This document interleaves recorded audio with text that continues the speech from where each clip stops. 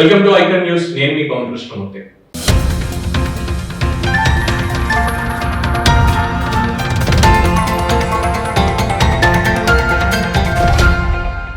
అందరూ ఆసక్తిగా ఎదురు చూసినటువంటి రోజు వచ్చింది. సుప్రీంకోర్టులో తీర్పు పరస్పర విరుద్ధంగా వచ్చింది. చంద్రబాబు నాయుడు గారి స్కిల్ డెవలప్మెంట్ కేసుకి సంబంధించి జస్టిస్ అనిరుద్ బోస్ గారు ఇందులో 17A ప్రజాప్రతినిధులకు సంబంధించినటువంటి ప్రివెన్షన్ ఆఫ్ కరప్షన్ యాక్ట్ ఏదైతే ఏర్పాటు చేశారో అది వర్తిస్తుంది.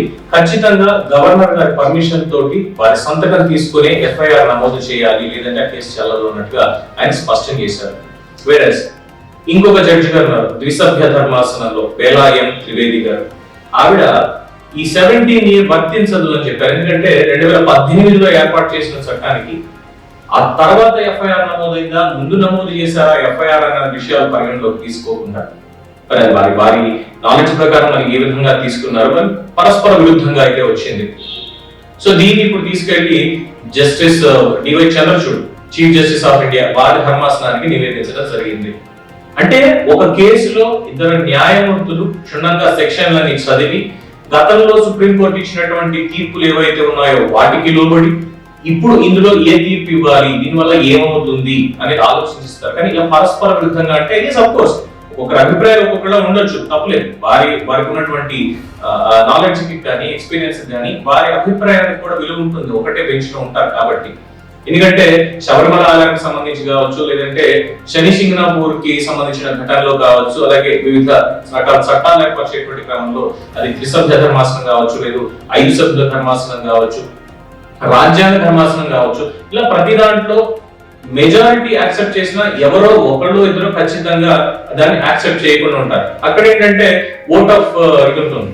ఆ ఓటును బట్టి ఆ చట్టాలు పాస్ అవడం కానీ ఆ తీర్పులు వెల్లడించడం కానీ జరిగింది. సో ఇందులో ఎటువంటి అభ్యంతరం లేదు. కానీ ఇప్పుడు ఎలా వస్తుందంటే ఎన్నికలకి ముందు ఒక ప్రధాన ప్రతిపక్ష నేతని, మాజీ ముఖ్యమంత్రిని ఈ విధంగా చేయడం అనేది, ఈ కేసుల్లో ఇలా పెట్టడం అనేది ఎంతవరకు సమంజసం? దీనికి సంబంధించిన చట్టం ఏం చెప్తోంది?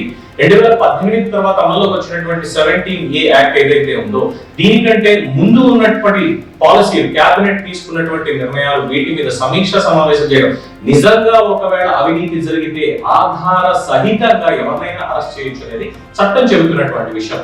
ప్రతి నిర్ణయానికి కూడా తప్పే అనేటువంటిది అంటే రాజకీయ కక్షగానే భావించాలి తప్ప ఇంకొకటి కాదు అనేది. మరి దీనికి కేంద్ర పెద్దల అండ ఉందా, లేదా రాష్ట్ర పెద్దల యొక్క రాజకీయ కక్ష ఉందా అంటే ప్రజలు అనుకునేటువంటిది ఖచ్చితంగా దీంట్లో ఏదో కుమ్మక్కు జరుగుతోంది అనేటువంటి అభిప్రాయాన్ని ఎక్కువగా వ్యక్తం చేస్తున్నారు.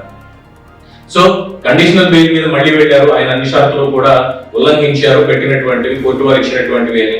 హైకోర్టులో పాస్ చేస్తే హైకోర్టులో దాన్ని కొట్టేశారు, ఒప్పుకోలేదు. సుప్రీంకోర్టుకు వెళ్తే సుప్రీంకోర్టులో ఇప్పుడు దీనికి సంబంధించి విభిన్న అభిప్రాయాలు వచ్చాయి. ఇప్పటికే చాలా లాంగ్ అయిపోయింది, డిలే అయిపోయింది. సో దీని తర్వాత మరి ఇంకెంతకాలం ముందుకు వెళ్తుంది, ఎటువంటి తీర్పు దీంట్లో వస్తుంది అనే దాని మీద సర్వత్రా ఉత్కంఠగా ఉంది. న్యాయమూర్తుల్ని వారి తీర్పుల్ని తప్పు పట్టడం కాదు, దాంట్లో ఉన్న లోపాలని ఎత్తి చూపడం ఎక్కడొక్కడానికి సమంజసం. అయితే ఇక్కడ 17A ప్రజాప్రతినిధులకి రక్షణ కల్పించే విధంగా, అవినీతి పరులకు కాదు, ప్రజాప్రతినిధులకు మాత్రమే రక్షణ కల్పించే విధంగా ఒక నిర్ణయం తీసుకుంటే ఆ నిర్ణయం వల్ల బాగుపడింది, లాభపడింది ఎవరు, ఏంటి, దానివల్ల ప్రభుత్వానికి ఎంత నష్టం వచ్చింది, నష్టం నిజంగా వచ్చింది అంటే దేని వల్ల వచ్చింది, కాంట్రాక్టర్ల వల్ల వచ్చిందా, అమలు చేయడంలో లోపం వల్ల వచ్చిందా, లేదా కింద స్థాయిలో అభివృద్ధి జరిగిన, వీటన్నిటినీ బయటికి తీయాలి. ఇవి తీయకుండా రెప్యూటెడ్ కంపెనీల నుంచి కానీ, లేదంటే మిగతా నుంచి కానీ ఇది అయిపోయింది. అసలు ఎన్ఫోర్స్మెంట్ డైరెక్టరేట్ ఎక్కడ? ఏపీ సిఐడి వాళ్ళే నమోదు చేశారు, కానీ ఈ జిఎస్టికి సంబంధించినటువంటివి వచ్చాయి, ఈడీ కూడా ఎంటర్ అయ్యింది అన్నప్పుడు ఎన్ఫోర్స్మెంట్ డైరెక్టరేట్ ఇప్పటి వరకు ఏం చేస్తోంది ఈ కేసు తో ఇంక్లూడ్ అవ్వకుండా? వేరే సుప్రీం కోర్టు దాకా వెళ్ళినప్పుడు గతంలో మేము ఇచ్చిన ప్రొసీడింగ్స్ ఇవి, దీంట్లో ఇది జరిగాయి, ఈ ఫైండింగ్స్ మేము స్టేట్ గవర్నమెంట్ కి తెలియజేశాము అని చెప్పి బయటకు వచ్చి ఇప్పుడు ఒక అఫిడవిట్ కానీ ఇంకోటి కానీ ఇవ్వాల్సిన బాధ్యత వాళ్ళ మీద ఉంది. కానీ వాళ్ళే రావడం లేదు. మిగతా కంపెనీలకు సంబంధించి వాళ్ళ మీదకి ఎక్కడ దాడులు జరగడాలు, లేదంటే వాళ్ళ నుంచి ఎక్స్ప్లెనేషన్ తీసుకోవడాలు అవి ఏం జరగట్లేదు. కేవలం ఏపీసీఐడి అండ్ మన లాయర్లు వెళ్ళడం, మా దగ్గర ఆధారాలు మీకు వచ్చే వారం లేదంటే పై వారం ఇంకో వాయిదాలో చూపిస్తామని టైం పాస్ చేసుకుంటూ వెళ్తున్నారు తప్ప ఇంకేం లేదు. సో ప్రజల్లో ఇదంతా కూడా ఒక అనిశ్చితి క్రియేట్ చేస్తోంది. కేవలం ఇది అధికారంలో ఉన్న వాళ్ళు చేస్తున్నటువంటి రాజకీయ క్రీడగానే అభివర్ణిస్తున్నారు తప్ప ఇంకొకటి కాదు. సో మరి ఎప్పుడు చీఫ్ జస్టిస్ బెంచ్ దీన్ని యాక్సెప్ట్ చేస్తుంది, మళ్ళీ విచారణ జరగడం, మళ్ళీ దాని మీద చర్చలు జరగడం, మళ్ళీ వాయిదాలు పడడం, ఇదంతా కూడా ప్రాసెస్ చూస్తే ఇంకో 6 నెలల నుంచి పైన పట్టేట్టుంది. ఈ మధ్యలో వచ్చేవి ఎన్నికలు, ఎలాగో తలరాత్రులు మారతాయి ఖచ్చితంగా. మరి ఆ తర్వాత అంటే చాలా మంది విశ్లేషకులు చెప్పేటువంటి అభిప్రాయం తదుపరి వచ్చేటువంటి ఖచ్చితంగా క్లాష్ అవుతుంది. ఇవన్నీ కూడా కేసులు కొట్టివేయబడతాయి తప్ప ఇంకొకటి ఏమీ లేదు. ఎందుకంటే ప్రాథమిక ఆధారాలు అనేవి ఇందులో కనిపించడం లేదు. దానికి సహేతుకమైనటువంటి కారణాలు ఏపీసీఐడి వాళ్ళు చూపలేకపోతున్నారు. కేవలం కక్ష సాధింపు ధోరణి మాత్రమే ఇందులో ఉంది అనేది చాలా మంది యొక్క అభిప్రాయం.